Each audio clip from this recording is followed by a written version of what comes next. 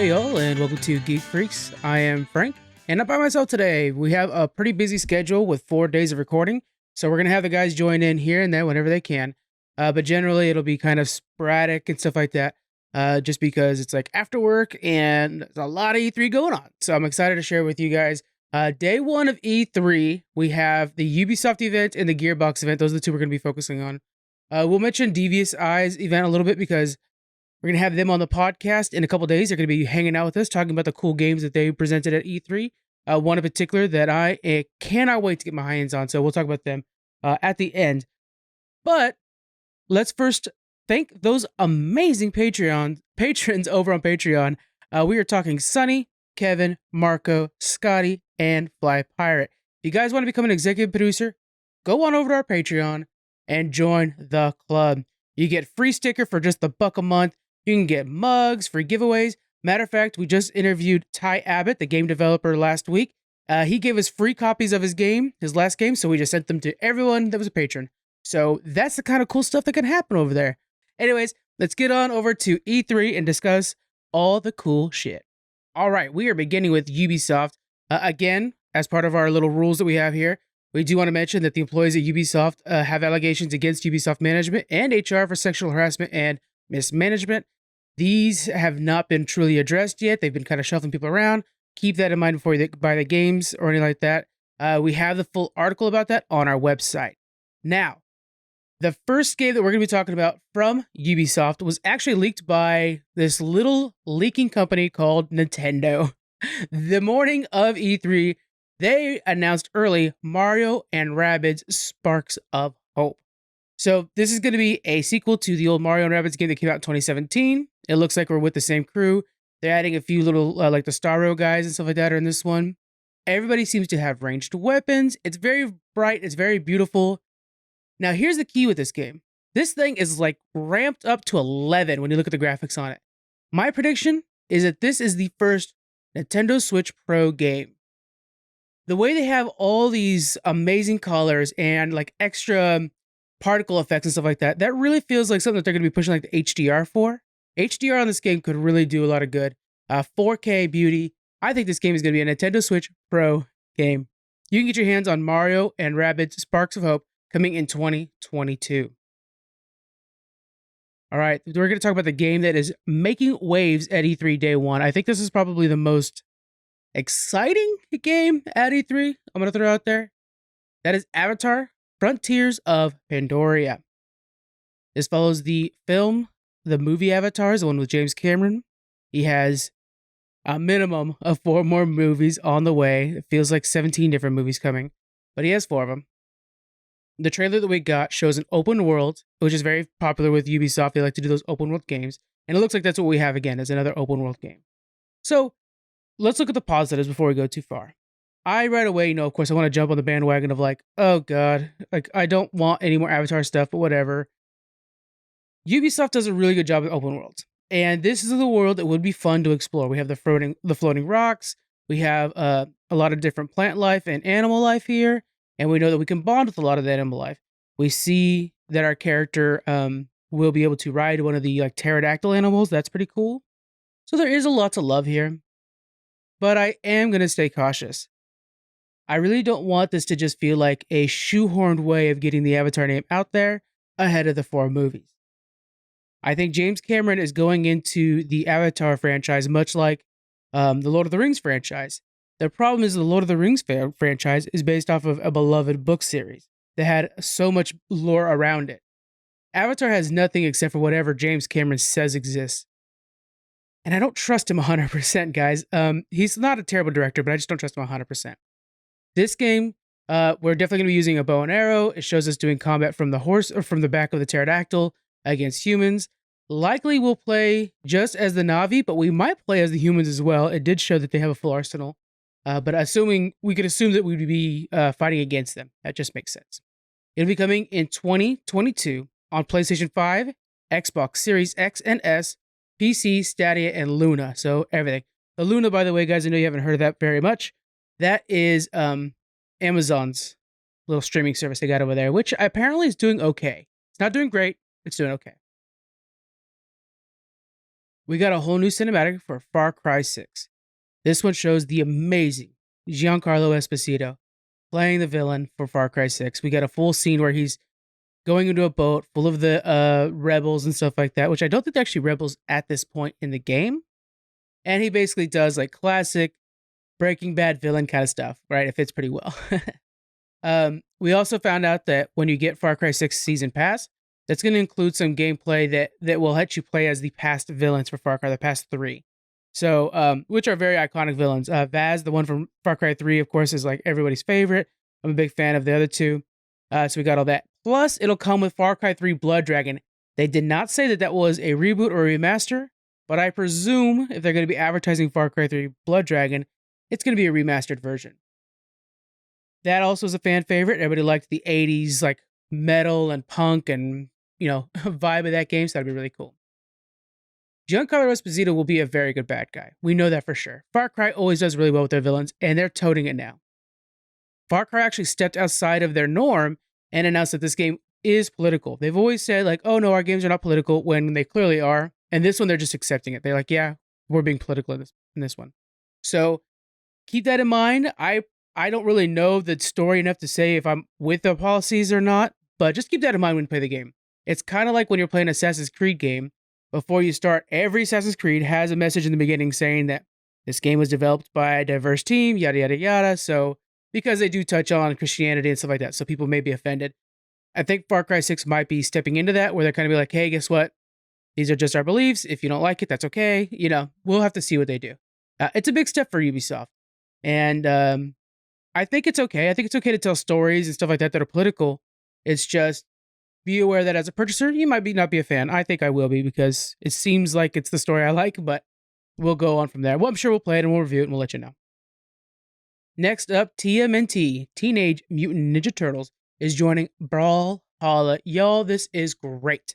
Brawlhalla is a 2D fighting game. It's basically like Smash Brothers, but they just like are Fortniting it up. Like they bring in a lot of cool people that you can play as. So here you have Raphael, Michelangelo, Leonardo, Donatello. They're all joining Brawlhalla, and they look awesome. They actually look like the early 90s version of TMNT, so of course the best version of TMNT. And they all have their weapons, their unique weapons, doing the fighting stuff, and it just looks so cool. One thing that was really neat is Ubisoft was actually showing clips from Brawlhalla during the event, and there was just like these really awesome, cool scenes and how fast that action can be. I haven't played Brawlhalla a lot. I played it a little bit when it first came out. I need to get back into that game, because man, that just looks so much fun. So stick around on the Geek Freaks stream. You might be seeing me jump in on some Brawlhalla. Watch Dogs Legion, which has been a successful game for Ubisoft, has their first big DLC called Bloodlines coming out. Basically, in this game, Aiden Pierce back, so they're bringing in some fame from the old games, and they got Wrench coming in too. So this is going to be some like expanding the story of Legion and tying in Watch Dogs 1 and 2, I assume. I played a little bit of 2, actually. I owned 1 and didn't even have any touched yet, but I played a little bit of 2, and I believe that's the character there. Hear me out if I'm wrong, but I believe that's the character you're going to be playing as, so that's pretty cool. Rainbow Six Extraction looks gorgeous. Now, this, I believe, was the game that was supposed to be called Rainbow Six Quarantine. They changed the name due to the fact that it was a little too close to COVID, so they changed it to Extraction. This game looks like it's their version of Back 4 Blood, which is basically Left 4 Dead 3. You know what I'm saying? So it feels like a Left 4 Dead. You're definitely in squad bases. You're going in. You have, you choose different characters. You're saving old team members. There is a fungus that's spreading around, and the fungus turns people or creates these zombie-like creatures. You get a very major Left 4 Dead vibe. I'm on board with this. Don't get me wrong. I am on board with this. But just kind of keep that in mind. Like, Back 4 Blood, I think, is going to be a better version of this game. I'm so excited for Back 4 Blood. We already have everybody, buying the game and getting ready to go hardcore on that. So I'm predicting that that's going to be a better game. But we'll have to see. It's going to be good. I'm glad Rainbow Six is spreading their wings. Surprise hit, Riders Republic for Ubisoft. They had announced this game last year, and it did pique everybody's interest back then, too. But, this thing looks like it is just a ton of fun. Do you guys remember playing 1080, that snowboarding game? This is that on all the steroids. You're talking about these like, I don't know, 60 players at one time, all snowboarding down the hill at one time. These massive like biking trails with everybody on them. It just looks like such a free for all. I mean, it looks so fun. We have an array of sports from snowboarding, surfing, or skiing, and we have biking and all kinds of different things like that. There's all kinds of stuff while you're on the hill. This looks great. They're the wingsuits. Oh my god, how do they control these wingsuits? They look so cool. That is Riders Republic. I will purchase this game, and it will be the first time I purchase a sports game in a very long time. But I will purchase this game and be playing it. So you guys got my money there, Ubisoft. Yeah, you always do. Always do. We got our first trailer for Thunderbird. That's a new character joining Rainbow Six Siege. She is a healer, from my understanding, and from my understanding, she's actually kind of too strong. But we'll see how that works out. She's going to be releasing on June 14th, so you guys go and get playing on that real soon. That is Thunderbird for Rainbow Six Siege. The trailer was just basically kind of developing her character, giving everybody a little bit of a stance on who she is and stuff like that, and kind of developing her. So it was cool. It was always nice to see. Really nice old school animation, by the way. Felt like a 90s cartoon movie animation. It was really cool. I think you guys are going to like it. We're almost done. This is the last game that was revealed at Ubisoft. So we have, I know, right? Game, that tells you something else. Assassin's Creed Valhalla has a new expansion on the horizon. They already have one coming up. That's whatever. But the new expansion that's on the horizon they're teasing is Odin. So you're going to be going in after Odin. They show like a portal that you'll be walking through that has runes on the side of it. This is straight up God of War. They're doing the God of War. Because I can't think of anything you would do that's, I mean, I guess, yeah, in the old school Assassin's Creed, there was like a mystical side to a lot of the stuff. But in recent years, I don't remember that being a big thing. And here we are. You are able to go through there and apparently fight Odin is what it sounds like. So that'd be pretty cool. That'd be pretty neat. Last two things from Ubisoft. We have Mythic Quest Season 2 trailer. It's the continuation of Mythic Quest. You have a lot of like fan favorite actors joining this cast. That'll be pretty cool. And then we have a brand new movie coming from Ubisoft. This is Werewolves Within. I'm sorry. It's got Sam Richardson. That's all I really need to tell you guys. He's amazing. But this looks like it's going to be a funny werewolf movie, but treated like a zombie movie almost. So it's just going to be a real hoot to watch. It's coming to theaters June 25th and then video on demand on July 2nd. We will review the hell out of this movie. This looks really, really fun. All right, now we're going to look at Gearbox. Gearbox had a shorter show. It was a lot more filler in it. Quite disappointing, if I'm being honest with you. First off, let's start with Tribes of Midgard. This is the highlight for me from them.